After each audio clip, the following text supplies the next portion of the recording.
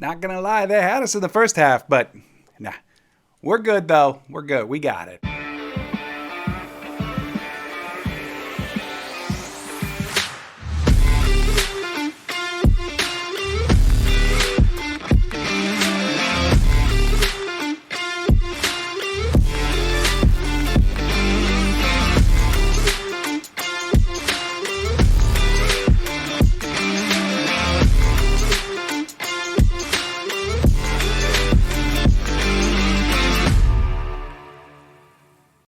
Welcome to another episode of Lombardi Time Brews. This is your post-game initial thoughts from Packers versus Bears. Yes, the Packers coming back to beat the Chicago Bears in Soldier Field and move their record up to an illustrious 5-8 on the year. 2 games over the Chicago Bears, who sit now at 3-10.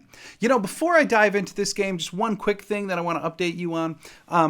I watched the tail end of Commanders Giants because I knew that had some playoff implications for the Packers and everything. And if you didn't know yet, that game ended in the worst possible scenario for the Green Bay Packers. It's that kind of year, right? So the Packers basically, in order to improve their playoff chances today, they had to win, and then they needed one of the Giants or Commanders to lose, which, you know, considering they were playing each other, should have been a foregone. They tied, and the Packers, and a day that they win, have their playoff chances lessened. So, nonetheless, Packers do pick up the win in Chicago. We are still better than the Bears. Like, we can be at our worst, but we're still better than the Bears. There are some things in this world to still be thankful for, and Chicago being eternally awful just happens to be one of them. So, you know, my overall thoughts on this game was, for the vast majority of this game, this is a game that the Packers didn't really deserve to win. And I normally hate that in sports, like the whole deserve to win thing, because everyone's trying, right? But like, nah, they really didn't. You know, they were utilizing Dillon and Jones, but mixed in with Dillon and Jones was just straight up hero ball. The much maligned hero ball. The offense looked again like tail end 2018, which is, rather than, you know, cloud of dust after running back, it's just Rodgers just chucking to somewhere down the field, just hoping. We saw tons of instances of this, right? Hoping for a penalty, hoping someone's going to get open, hoping someone's in the area. It just is not good football. And we all know that when everything lines up against the Packers, Rodgers does have this tendency to say, screw it, and go play hero ball. There's just no denying it. But overall, this is a Packer win in spite of not playing particularly well. They did just enough to beat the Bears. Let's start with the defense. Defensively, I mean, the Chicago's leading rusher happened to be Justin Fields. We talked in the pregame about how, like, Chicago doesn't have a tremendous passing attack. Your secondary should, keyword should, be able to hand Chicago's passing game if you dedicate your linebackers, your front, to just stopping Fields and the Chicago run game. Well, Fields got 71 yards rushing on you and a touchdown, the vast majority of which on one play. So you can say, all right, that first quarter run was the anomaly. For 3/4 of this game, they actually did a competent job shutting down Justin Fields, which is the opposite of what they did against Jalen Hurts in Philadelphia. So credit is due there. However, the secondary could not hold up its end of the bargain. Yes, you shut down Justin Fields. He was not able to run on you like Jalen Hurts last week, but you know what he did instead? Justin Fields was 20 of 25 for 254 yards. Now, he did not throw any touchdowns. He did have 2 very, very well-timed interceptions for the Packers in the fourth quarter. But still, 20 of 25, 254 yards. I do, without diving into this too far, I do believe that is by far the most yardage that he's thrown for this year. It's almost 100 yards more than their per-game average on the season for their passing game. You were this close to a complete and dominant defensive performance minus that long Justin Fields run. You just couldn't do both. And it's so frustrating, this Packer defense, that even in a win, you can look at this team and say, yeah, but it shouldn't have been that frickin' close. It shouldn't have been that Equanimeous St. Brown can just burst past Jair Alexander. And I know what they're going to say. I almost can guarantee it.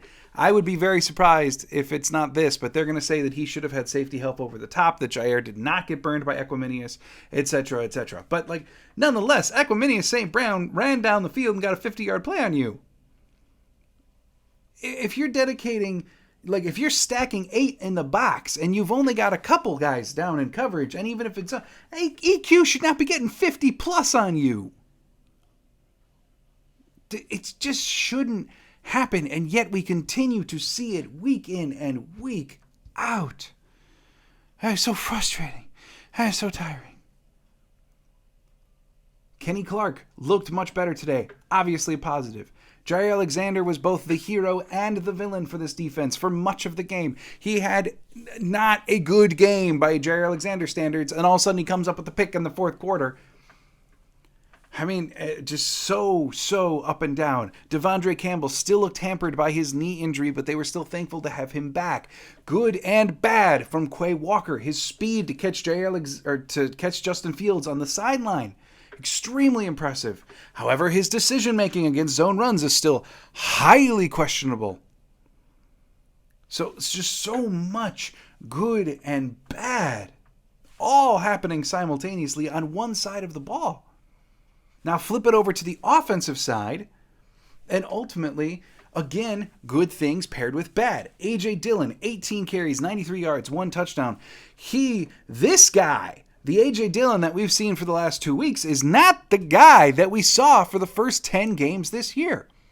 And I know they're using him slightly differently, but the way he's running is different. And I don't know what that difference is, but it kicked in too late.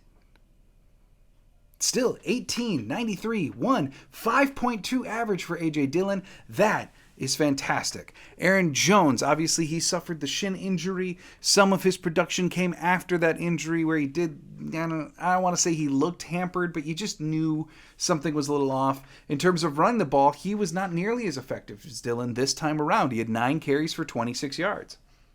Receiving, he had 5 catches for 24. Again, down from Dillon, who had 3 for 26. This has not been the case all year.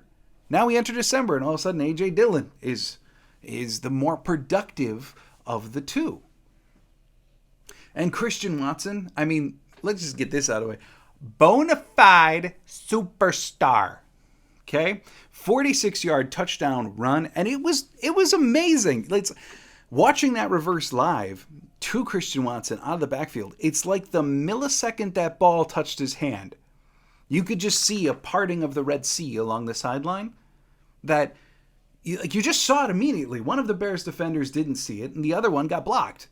It was touchdown. The millisecond that ball touched his hand.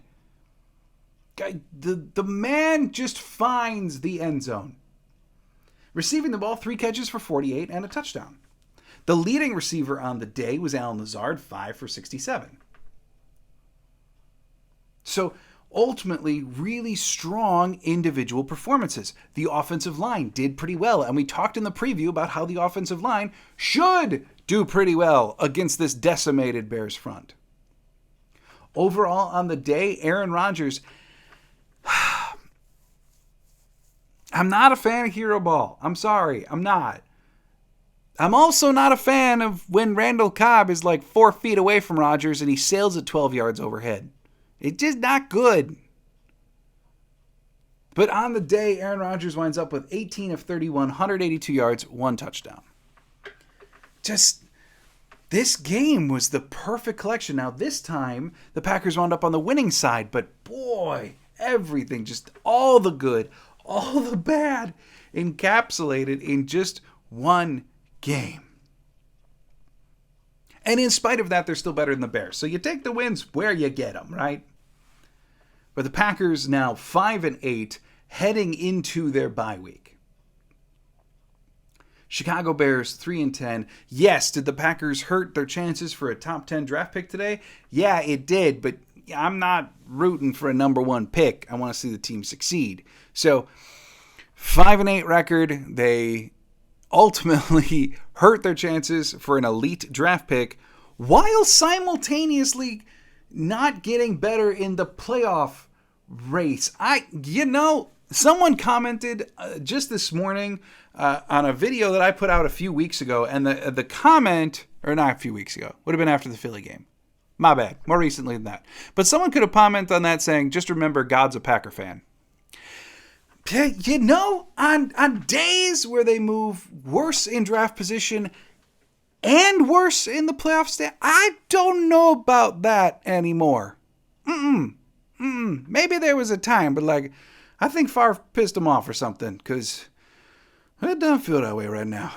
So, ultimately, Packers 5-8, Bears 3-10, 28-19 victory in Soldier Field. A very good win for the Green Bay Packers, one that you could tell going into the bye. This team, not for draft, not for anything else, this team, this group of men, needed this victory. All the beat reporters were talking about how there was a lot of singing, a lot of music playing, a very jovial locker room unlike they had seen in a while. And it feels like this is what the Green Bay Packers needed. Now, what does the future hold for the rest of the year? Ultimately, we don't know. We're going into their bye week right now.